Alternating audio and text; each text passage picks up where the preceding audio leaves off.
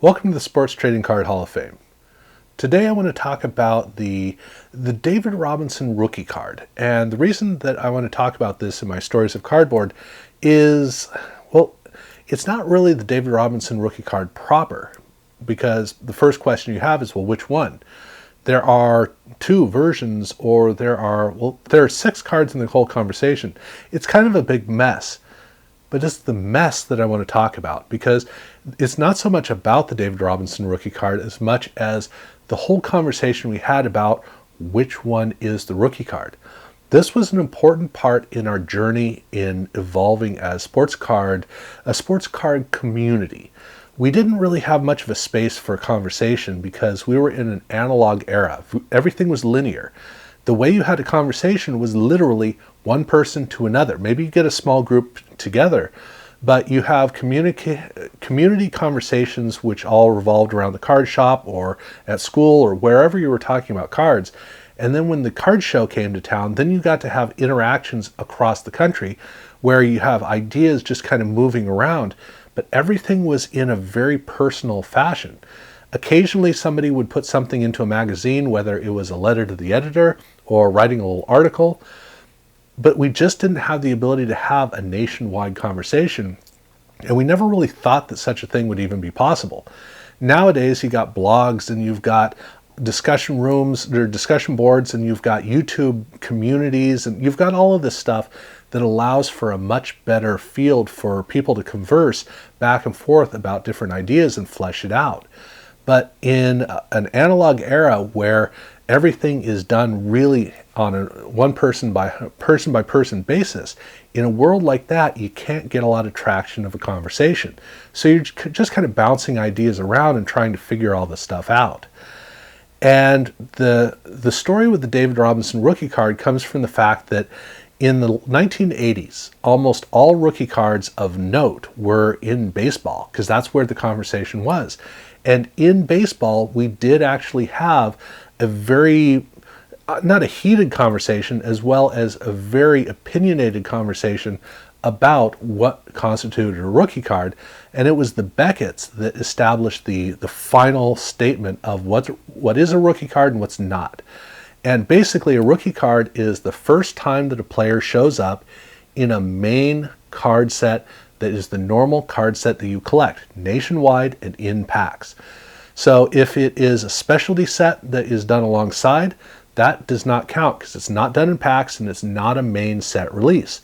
Instead, it's what's called an XRC, or extended rookie card, which just means that it predates the rookie card. It's kind of like having college player cards like we would see in 1990, or in the 1990s. It was kind of that kind of a feel of they were almost a rookie card. They were just right at the doorstep, but they hadn't quite made it to becoming a normal player.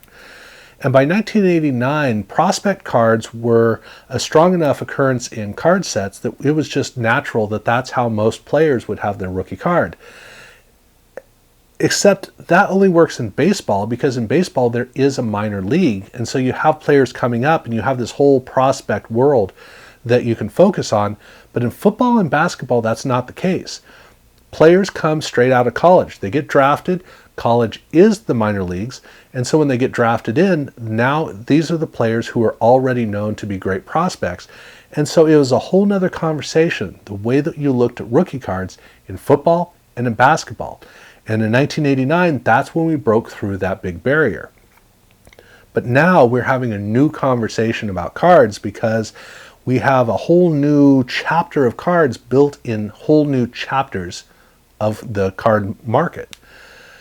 Football had a much easier time jumping into the mainstream because sports-wise, it was already the most popular sport. So once we started getting a lot of different football cards, we had no problem translating that across and turning those into a normal part of our conversation, our collection as well as our conversation. And it was pretty linear, because in 1989, Score included draft pick rookie cards in their set, and we, instead of getting confused, we just said, oh, awesome. And that was all the conversation we needed. Everything was fine.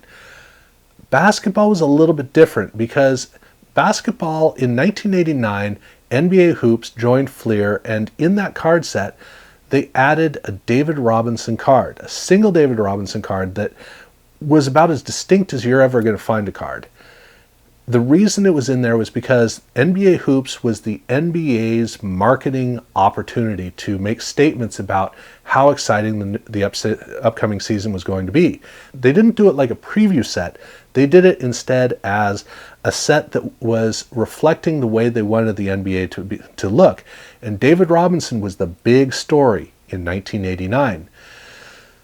The thing with David Robinson was that he was actually drafted back in 1987, but he had gotten his degree from the Naval Academy, which meant that he needed to do 2 years of service, so he got that out of the way, and then in 1989 he was finally going to be joining the league he'd already been a part of for 2 years. He was an enormous prospect that everyone was thrilled about, and the NBA wanted to be able to celebrate this, so in NBA Hoops, in Series 1, or in the main series, they included one card of David Robinson holding his jersey because, well, that's the only professional card they had of him. He hadn't yet suited up, so this was as close as they got. And interestingly, this is the first time that a draft pick player was photographed, or the photo from the draft day was included on a card.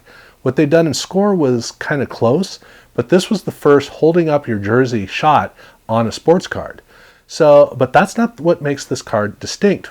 Instead, what makes it distinct is that in 1989, this was the only rookie in the set. In fact, in Series 2, they still didn't include any rookies in the set. It was all players who had been playing in the 1988-89 season.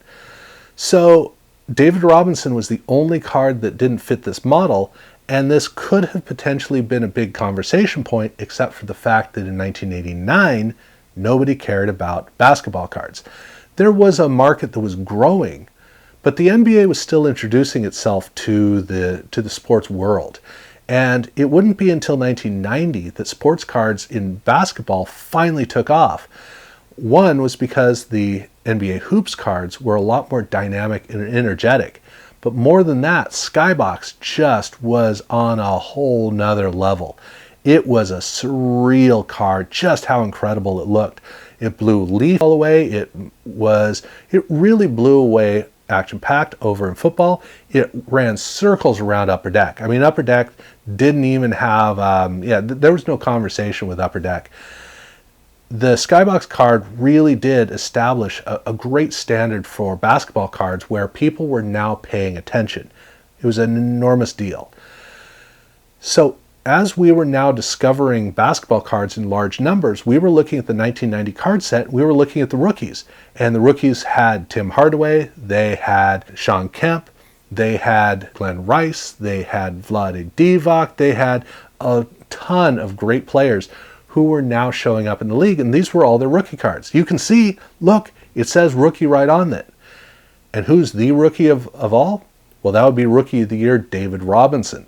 So for us, most of us, our conversation began for basketball cards in 1990, and these were the rookie cards. The first time we saw any of these players, and so David Robinson had his NBA Hoops rookie, had his Skybox rookie, he had his Fleer rookie, and well, wait a minute, what about this 1989 card? Because there's this 89 card where he's holding his jersey. And so for us, we were reverse engineering. We were thinking, well, of course 1990 is the rookie card for David Robinson, so that makes the 89 card the XRC, which does fit. He's not in his college or he's not in his pro uniform, he's just holding up the jersey, which is a dumb argument to make, but we were, again, trying to figure out how to justify that 1990 was obviously his rookie. But if you're going to make that argument about the 1989 Series 1 card, then it begs the question, but what about in Series 2? There was a whole second David Robinson card in Series 2 where he's in action. He's literally in a game in his jersey. That's a player card. So wouldn't that be the rookie? And that's where the conversation fell apart. We had three candidates. We had the draft day card in Series 1, we had the regular player card in Series 2, and then we had the 1990 cards, which for us emotionally needed to be the rookies. We had three of those showing up the next year.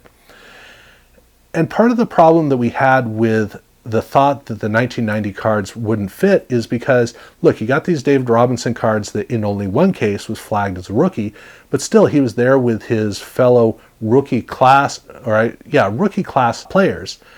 They weren't fellow draft day players, but they were fellow rookie class players.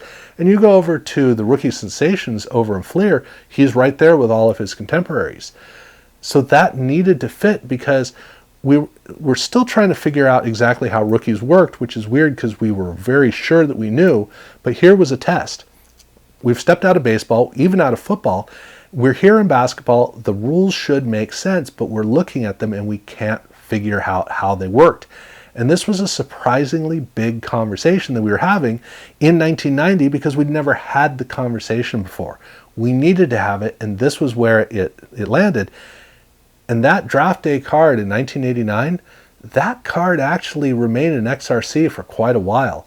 It really did take us a long time until we finally woke up one day and went, of course it's his rookie card.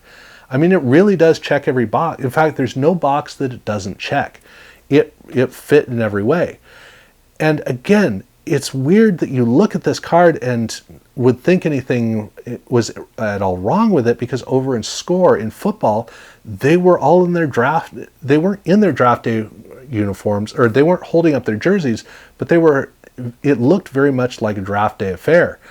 And even when you go over and you look at Pro Set Series 2, well, the players are in their college uniforms, but those are rookie cards. So the idea that the draft day card with the jersey, that would not be a rookie card, it just shows how confused we were by trying to really figure this stuff out in a time where having a broad range conversation just wasn't something we could do very well. But we also needed to figure out how to have these conversations on a personal level as collectors, talking one person to another, and really find our feet and figure out how to pick your battles and make determinations of things that are solvable versus things that are far too trivial. So that's the thing about the David Robinson rookie card, is that it was the first serious conversation about just exactly what is a rookie card and what's not. And I'm blessed that I was able to be a part of that. That was early on for me, so it has a very big imprint in my mind. But every time I look at either one of the NBA, the 89 Hoops cards, every time I look at them, I just think, oh yeah, I remember that. It's one of the great memories I have from 1990 as a collector. But it was pretty impressive how long we stuck with the incorrect interpretation of it. So that is the story of the David Robinson rookie card. I'm bringing it to a close. I do have another video that's going to be coming up shortly thereafter in this 6th chapter of my whole exploration of the Sports Trading Card Hall of Fame.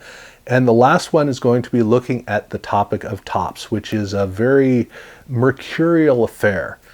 And so I'm actually, at the time that I'm doing this video, I don't even know what I'm going to be saying about that. I look forward to finding out, and hopefully it's going to be something that you will enjoy when you see it as well. So definitely look for that. Other than that, I want to thank you very much for watching.